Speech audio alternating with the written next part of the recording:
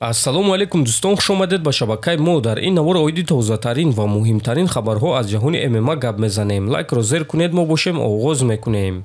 Инак дӯстон, чанд дақиқа пеш пулҳои коркардаи иштирокчиёни турнири UFC 320 маълум шуд ва ҳозир пешкаши шумо мекунем. Пулҳои коркардаи Алекс Перейра $3,582,000. Ана пулҳои коркардаи рақиби ӯ Магомед Анкалев бошад $2,250,000. Пулҳои коркардаи Мераб Двалишвили $1,542,000. Ана пулҳои коркардаи рақиби ӯ Кори Сэндхаген бошад $932,000. Ва дӯстон, бояд қайд кард ки ин маълумоти 100% нест, чунки UFC пулҳои коркардаи ҷанговаронашонро намегӯянд. Ин маълумотро дигар сомонаҳои хориҷӣ ҷамъ карда тақрибан пулҳои коркардаи ҷанговаронро нашр мекунанд. Шахсоне ки аз Москва ва Московский област хоҳиши гузаштани граница дошта бошед, пас мо ба шумо дӯстони худ Акай Умед ва Акай Ғуломро тавсия медиҳем, ки тӯли чанд сол мешавад ки онҳо дар ин соҳа кору фаъолият мекунанд.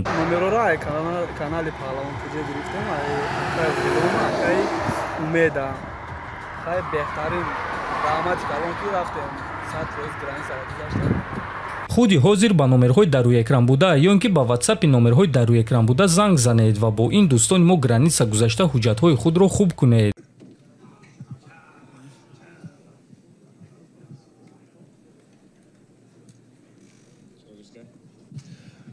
Алекс, пеш аз ҳама туро бо ғалаба табрик мегӯем. Ту пешакӣ медонистӣ ки бо ӯ чунин хашмгинона меҷангӣ, аз сабабе ки дар якум ҷанг худро хуб ҳис намекардӣ ва ин чизро ислоҳ кардан мехостӣ, ё ин ки ту ба он ҷо баромадӣ ва ҳис кардӣ ки чунин нақша кор мекунад. Албатта ки не, нақшаи мо маҳз ҳамин гуна буд. ҳатто пеш аз ҷанг Гловер дар яке аз интервюҳо гуфт ки шумо тамоман дигар Алексро дар якум раунд мебинед, тамоман дигарро. Ҳамин кор шуд. Намедонам ту дидӣ ё не, лекин чемпиони вазни миёна Хамзат Чимаев ба ту визов дод. Ӯ навишт ки табрик, акнун бояд кори худро ба анҷом расонем. Оё ту мефаҳмӣ ки Хамзат оиди чӣ гап зада истодааст ва оё барои ту ҷанг зидди ӯ шавқовар ҳаст агар ки ӯ ба вазни ним вазнин барояд? Ташаккур барои табрикот, лекин ба ман танҳо супер муҳорибаҳо шавқовар аст. Ман дар вазни вазнин ҷангидан мехоҳам. Барои ҳамин танҳо гуфта метавонам ки ташаккур барои табрикот. Ту гуфтӣ ки ба ту супер муҳорибаҳо шавқовар аст. Дар ин бора маълумоти бештар дода метавонӣ? Ту бо ғолиби ҷанги Аспинал ва Ган ҷангидан мехоҳӣ ё ин ки ту ба Джонс визов додан мехостӣ пеш аз хабари марги бародари ӯ?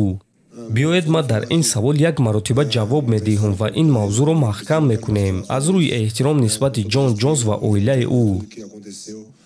Ман мефаҳмам ки ба ҳама одамон ин чиз шавқовар аст ва ба ман бисёр чунин саволҳо медоданд. Аз рӯи эҳтиром ба Джонс ва оилаи ӯ ҳозир дар ин бора бисёр гап задан намехоҳам.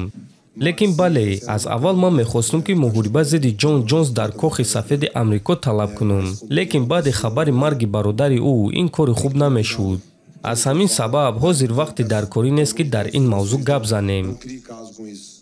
Ва дӯстон, чӣ гуна ки мебинем Алекс Перейра бо Джонс ҷангидан мехоҳад, лекин аз сабабе ки шаби гузашта бародари Джонс Артур Джонс даргузашт, Алекс ба Джонс визов надод. Дар ҳамин ҷо навори мо ба анҷом мерасад. Фикру ақидаҳотонро нависед, ҳатман дар YouTube канали мо обуна шавед. То боздид, хонободу сарбаланд бошед.